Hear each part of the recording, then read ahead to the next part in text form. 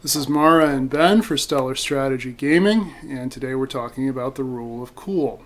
For those who are not familiar, the rule of cool is where a DM will let the rules slide a little bit in order to make gameplay more fun for the characters and make the story flow a little more freely. Mara, I think you had some pretty good examples of this. Yes, and this is more of an unbiased example than some of the stories we'll get into later, but the variant encumbrance rules, and just variant rules in general, really are, I think they fall under the rule of cool, especially given the fact that they are options based on what you think is appropriate and what your players want. And so if you're a DM, these variant rules really do fit in as are these going to make people happy, or will they just detract from the campaign? So while every rule in D&D can be rewritten by the Dungeon Master, the variance rules were specifically added to be rewritten in a way. Yes, I believe you had mentioned the variant encumbrance rules, which are an excellent example of that. In our fantasy game about fighting dragons and casting magic and doing everything else, having to sit down and do the math about your strength modifier, your size, and how much you're carrying isn't necessarily what makes the game the most fun it can possibly be. Yes, and that's actually something that came up fairly recently that I only just thought of, but that pixie character that I think I've referenced on this channel a few times before, that I'm playing in your campaign, it would not be fun, while I am keeping track of the weight and such, I'm not just, okay, so I picked up exactly 2 pebbles, how much does that weigh on a pixie character, that's not fun. Exactly. In addition to how it plays in terms of those sort of state of being situations, it can also come into play in things like combat. Now, one thing that is very good to do with a new player is go a little bit heavy with the rule of cool, just for the sake of letting them learn their character and letting them learn the game. My first character was a tiefling, which had some abilities that I did not understand when I started playing. The DM generously and graciously let a few things slide during gameplay, and then would sort of take me aside afterward and say, you can't really do that for a few more levels, or this ability doesn't really work the way you just did it. So it wasn't, and because the party was low level, it wasn't really game breaking, but it gave me a chance to delve into it, to learn at my own pace a bit. And to be clear, when you're doing this, it should only be for the first few sessions. If you let it go too long, if you let somebody get too comfortable with ignoring the rules, then you have a situation where gameplay feels unbalanced and unfair, and it feels like one person is being held strictly to the rules while another person is free to do whatever they want. Yes, and that is something which has come up in so many campaigns. The person who we have referred to as Phil in the past had a tendency to favor another player who was kind of fun to be around most of the time, but especially in combat, Phil would favor this player excessively and hold up the rest of the table by doing so, whereas in some truly great games, so he favored her to the point where, we couldn't do anything while they were sorting out their 20 pages of abilities because we were mid-level, I'd say. And at that point, you get more abilities, especially if you're playing a spellcaster. And something that really showed as a good rule of cool to me is in different campaigns, both myself and Ben here have done it, is if someone's taking too long, part of the rule of cool is saying, okay, you're done. If you didn't think of anything, your character didn't think of anything, we're moving on. I recall doing that, I recall Ben doing that, and it really does just help move things along, and I think that removing things and saying no is just as important a part of the rule of cool as saying yes and saying go for it. Absolutely, I agree. I once DM'd a table of 11 people, and at the start of this, I told the entire group, when it comes to your turn, I'm going to ask you what it is you want to do. If you are not ready, I will skip you. It's very important that you do this ahead of time and don't just spring this on people. If somebody's expecting to be able to look through their spell list or whatever, and you spring that on them, that's not fair. But part of the rule of cool is being willing to say no to certain things. Part of the rule of cool is being willing to call out a player who's doing things that make the game uncool for the rest of the players. There's a phenomenon that we run into a lot in life. A good example is when you're driving and somebody wants to pull out of a driveway ahead of you. If you stop to let that person go by, that might not be a bad thing to do unless there's a lot of people behind you who you're not paying attention to, who you're now holding up. And something similar applies here. Another good example, there was a DM who I'll call Charlie, and Charlie was running his first campaign as a DM, and one of the players wanted to play a custom race as a custom class with suspiciously high stats. And Charlie decided to let this happen. I think he just sort of trusted this person. Now, there are a couple of problems with all of this, and the biggest one is that as a new DM, it wasn't fair of the player to do this to Charlie because it's requiring Charlie to essentially learn another game, whatever game this player was trying to play. And it was kind of on Charlie for this because, as I said, as a DM, if you are not ready to say no to people, then you should not be running the table. Now, it's also on the players to have a little bit of rule of cool of your own. You have to be doing what you can to make it fun, not just for yourself, but for the rest of the table. Mara, I believe you had a good example of that. Yes, well, I have an example of...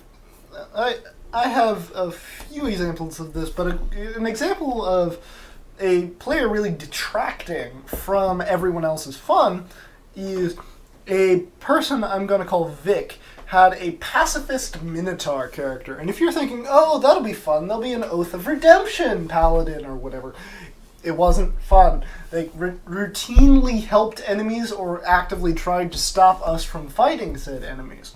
And now, this doesn't necessarily seem too bad from the outside, just cast sleep or whatever. Except that creates a few problems in it of itself, which is that you're taking away roleplay from this person. But then the thing that really bugs me is that they were taking roleplay away from myself and my compatriots' characters. Because 9 out of 10 times, a character runs in front of a dragon and says, "Stop attacking the dragon, it might have a part of gold." Your barbarian's going to stab that person who just got in his way, So with that pacifist, I had to routinely not play my character because my character would have pushed her over the edge, Yes, actually, the DM Phil we were just describing, we had a situation where it was an example of rule of cool completely unevenly used and used wrong. The party entered the lair of whatever group they were going to fight, and we're ready to go. I'm starting to declare attacks. We weren't in initiative yet. It's like, let's go. And this bard decided to cast Hypnotic Pattern, which takes a full action to cast, meaning that if I've already announced my attack, the attack is just going to happen before the Hypnotic Pattern can happen. So the bard was doing this to stop my character and others from attacking. So basically, the DM let this happen even though from a rules perspective it didn't work, which was profoundly annoying to both myself and some other members of the party. And then as we moved on into combat, I was in a situation where there was an ally on the opposite side of an enemy, and we had been doing flanking. And so... Oh, I know this one. So I said something about attacking with flanking, and the DM challenged it because the ally hadn't been doing anything. Now, the DM was not necessarily wrong for saying no to the flanking. The problem is you let one character do things out of time and in a way that makes the game less fun for the rest of the party, but then you decide to land on rules lawyering for another player.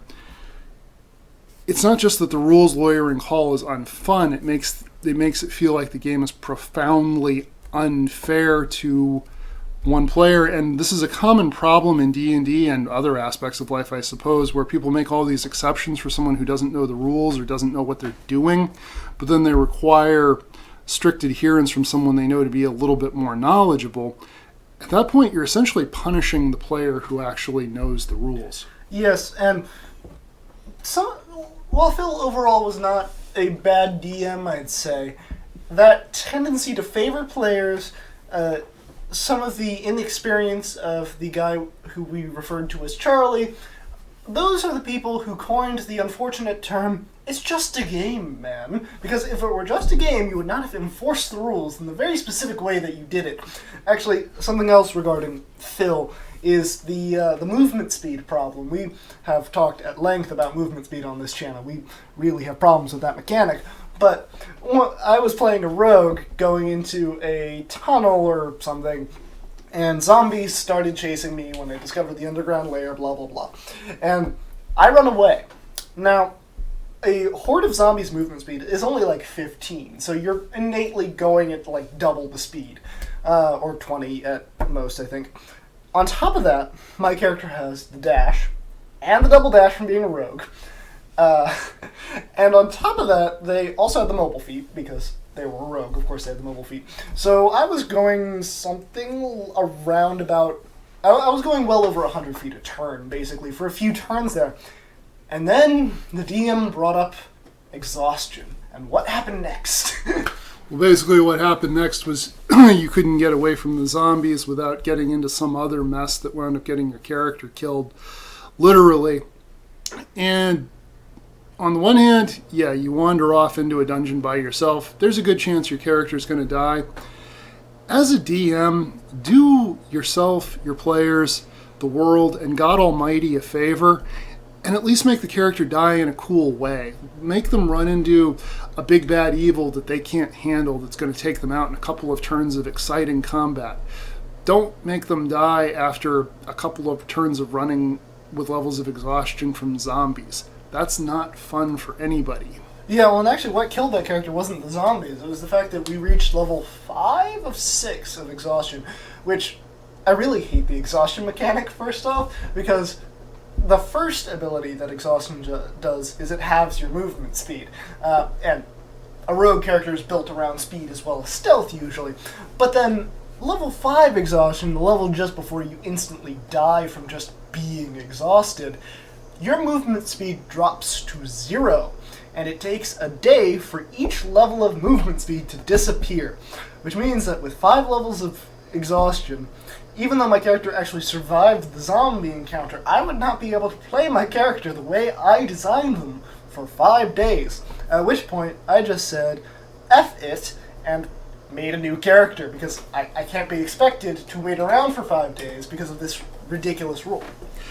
Yes, and there again, the DM could have waived that. All of these rules are sort of optional, and there was no real reason not to, except out of basically spite. So there again, if you want to kill off a party member, if a party member does something that you feel like is going to get this character killed, then just do it. Do it with something exciting. Do it with, they're running from one horde of zombies and they pile into an undead dragon, or or something. Just make it kind of fun. I mean, that's part of the rule of cool as well, is that don't make people die from things that suck. And that actually gets into something else, which is going back to that person Vic I mentioned.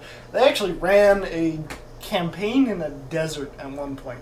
And what happens is, you see it with both my example with the movement speed guy and with this, is the fact that part of the problem is it's removing choice and it's removing your character from the campaign without killing the character. And I'm going to let Ben explain a little further there. Well, part of the desert campaign issue was lack of preparation and lack of explanation. We had been told ahead of time that it was going to be in an enchanted forest, which it was not in an enchanted forest, it was in a desert, so the characters we made were somewhat irrelevant. But what Vic did not tell us ahead of time is that Vic likes to run play-to-lose games. Now, play-to-lose games, what that basically means is you're going to end up losing, or it's going to end up going badly kind of no matter what you do. It's sort of a Kobayashi Maru scenario. And if you got that reference from Star Trek, all I can say is, nerd! Anyway, because Vic did not tell us this ahead of time, we were actively trying to win throughout. And we were also often in a situation where even if we weren't actively trying to win, we were actively trying to just do stuff that was fun and interesting, but there wasn't anything necessarily to do. And that gets into another point I want to make here, which is if you have, and it's something we visited on this channel before, but every character in your party needs to have something to do at least every couple of sessions. If you have characters going multiple sessions with nothing to do, then you are not DMing well, you are not making it a cool experience for whoever is there. And I remember in particular we had the campaign we sometimes reference where we had multiple fighters in the party, including Mara's character, Dimitri the Twin. And Dimitri rolled a nat 1 on, I think it was a persuasion check, trying to get directions from somebody. And what happened, Mara? What happened was the DM decided, oh, well, it's a nat 1, so it has to be a critical fail, despite the fact that the book specifically says you cannot critical fail or succeed on skill checks. And so that natural 1 meant that I took 2 points of damage from a commoner punching me in the face, which, from a rules perspective, again, makes no sense. And from an RP's perspective, makes no sense, because Dimitri the Twin was 2 very large people who clearly knew combat, who could have just decapitated this person if they wanted to. And so this random commoner punching my character, it takes me out of the story. It makes me not like the DM for the rest of the session minimum. And then on top of that, it also means that I'm not getting the information I was looking for in the first place. So it effectively just stalled out the entirety of the campaign for a whole session. Yes, and additionally, nat 1s can be a lot of fun. They can be a really interesting twist if you do crit fails on skill checks. I actually do like doing it that way. But something really important there. Person's playing a fighter. Person's been attacked in a campaign where it's been relatively low combat for the fighter. This is a chance for the fighter to turn something into a fine mist of whatever it used to be. And it could also be a great opportunity for some roleplay. Fighter gets punched. Fighter hits back. Fighter hits a lot harder than this commoner, this peasant, whatever. So now you have a mob forming that's hostile to the party. What are you guys going to do? Are you going to negotiate? Are you going to fight your way out? Is the town guard getting involved? So if you're going to do something like that, you have to be able to follow up. And you have to be able to follow up in a way that makes it fun for the player who's involved and for the rest of the party. Some of the best times I've ever had in D&D have involved nat 1s. I nat 1'd one time on a check where I was trying to figure out if a monster was vulnerable to being charmed.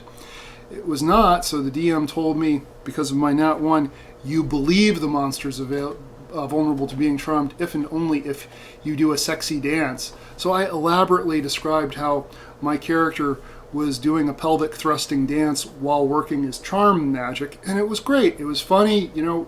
It was within rules more or less because he definitely failed his check. So you can work all of this into the game.